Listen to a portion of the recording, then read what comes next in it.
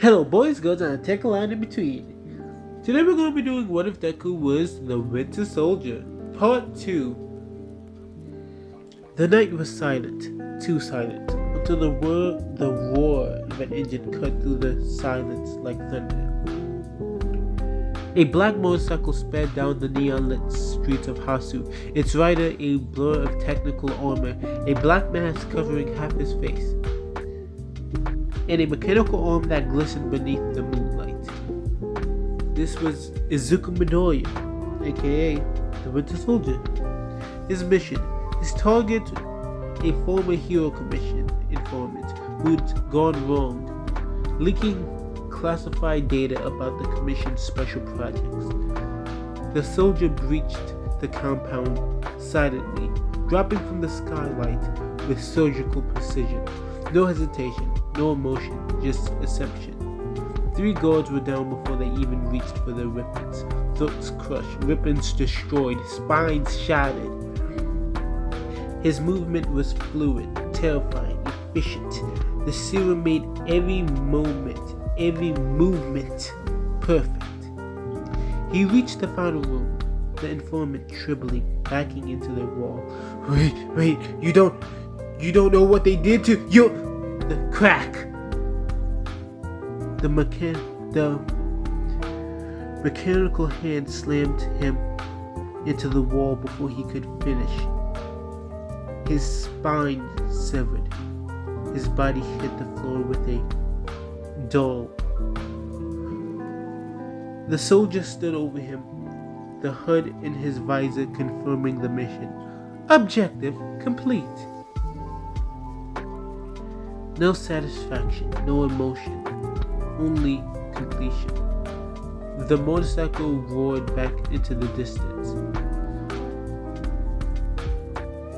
slashing through the empty highway, the wind ripping past him, but the man beneath the mask felt nothing. Stars reflected in his visor, and for a fading second a memory flickered.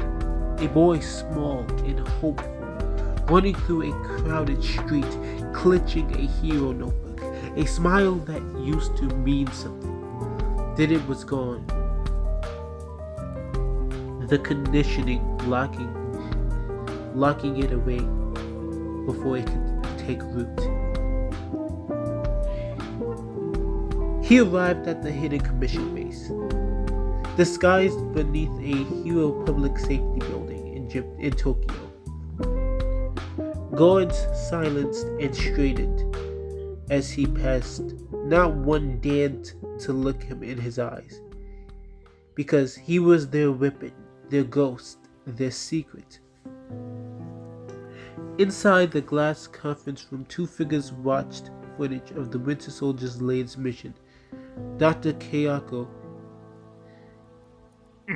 a high-ranking officer of the Hero Public Safety Commission, and the other, Dr. Seto, the scientist responsible for Project Rebirth. His efficiency improves with every deployment, Kayako said, her eyes cold but with interest.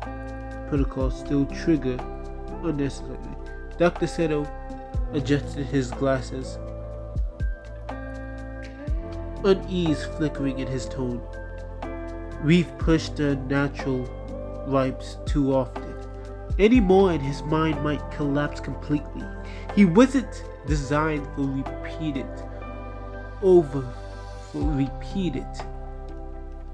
overripes. He was designed to obey, Kayako replied sharply. You said the serum only works primarily on quirkless subjects. He was perfect, the only viable candidate. Dr. Seto hesitated. Perfect or tragic?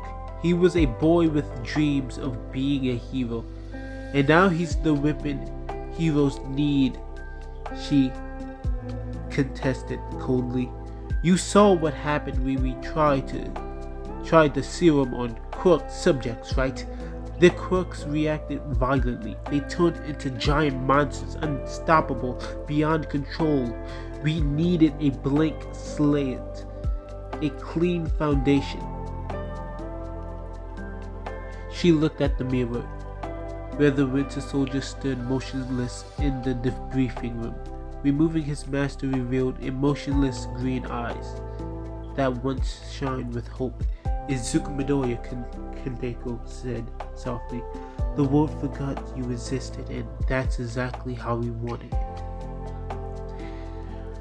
Echoes of humanity.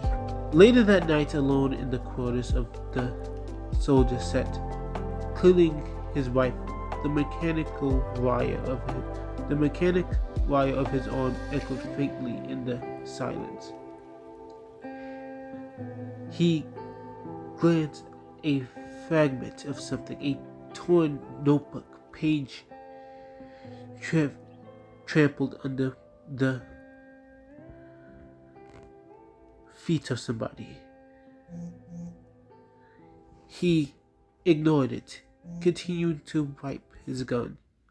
The words were faint in his head but visible. Hero for the future. Hero analysis for the future. Izuku Midoriya. Something deep within him twitched. His chest tightened. A flash, a woman's voice, gentle. You can still be a hero, Izuku. His eyes widened. His breathing grew sharp. The programming fought back, filing his mind as the voice of his handler rang through his earpiece. Agent 09A, return to status. That's an order. The conflict inside him burned, his human side, small, buried but alive, screamed in silence. Then his emotions went away again. Acknowledged. He stood, placing the notebook page back into his pocket, hiding it before the cameras could see it. And as he stood into the chamber for his next cycle, the faintest sound in his ear could be heard. The chamber was silent, except for the steady hum of machines and the cold hiss of stabilized air. Izuku, or rather Acid 9A, lay unconscious on the operating table, restrained by specially designed alloys. His latest mission had left him wiped. Deep fractures running through the plating of his cybernetic arm. Normally that would mean a quick replacement, a simpler repair, but this time the commission wanted to push further. The final experiment. Director Keiko Tamaki stood behind the glass, observing the observing window. Her tone calm, surgical. We've reached the peak of his physical limits, she said. But if we want their true adaptation, he'll need an upper hand, enhancement, something beyond metal. Dr. Seiko looked uneasy. The bio-symbiotic prototype isn't stable. It's still in the testing phase. It rejects all previous hosts. All previous cooked hosts, Keiko corrected.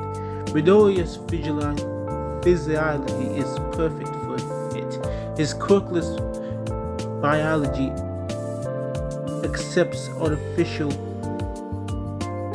things perfectly. She folded her arms. So proceed. The room filled with alarms as the procedure begun. Inside it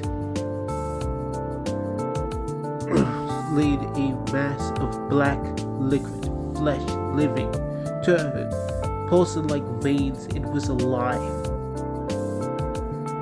A failed bioweapon, originally meant to replace organs and all type of different things.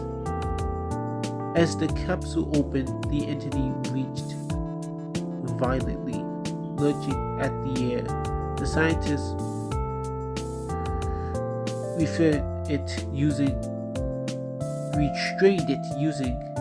different containment fields. Then they brought it to Izuku's severed arm socket, and it bounced. It wrapped around. Screams filled the chamber as the secret filled with his body. His muscles condensed, bones shifting, veins turning black, pulsing under the skin. The creature merged with him, rewriting his nervous system,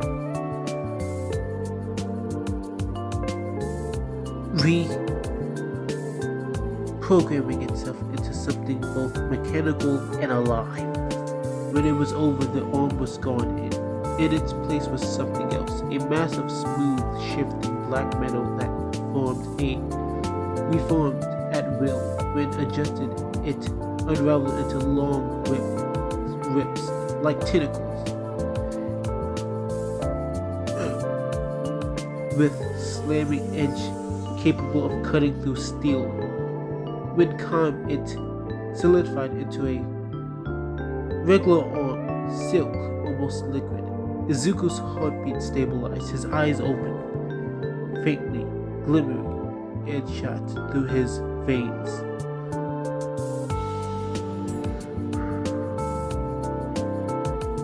The Kraken. Fascinating, Dr. Saru whispered. The symbiotic relation. His nervous system seems to be able to control it.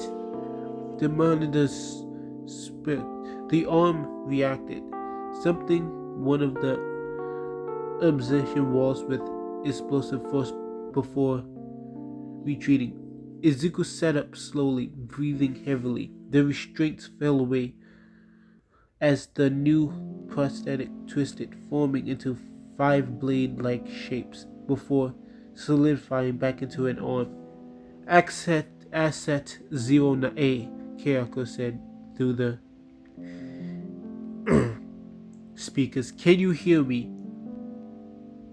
Izuku's voice was cold, flat. I hear you. You've been enhanced. That arm is a living weapon. Adaptive regeneration. You will now resume field deployment. He looked down at the black mass pulsing along his arm, the faint heartbeat that wasn't his own echoing beneath the surface. For the first time since his transformation begun, he felt disgusted. Not fear, not pain, just a quiet, faint hurt for what they had turned him into. But deep down, another thought whispered, a single spark of defiance. If they made me a monster, then I'll use this power my own way. Weeks later, driving a high-level raid on a underground villain base, Izuku stood armored. If enemy gunfire exploded, he decided to test his new arm, the black mass shifting forward and then exploding outward into a storm of tentacles, slamming into the ground. The earth cracked, debris flying everywhere as it teared through people. He slammed his foot down, his voice low, filled with something the commission hadn't programmed. Crack and impact. The ground felt like an earthquake. metal bent. Walls caved, and the shockwave turned the battlefield into chaos. When the dust cleared, nothing stood but him. The monsters the, of the underworld and the monster of the Hero Commission had become one.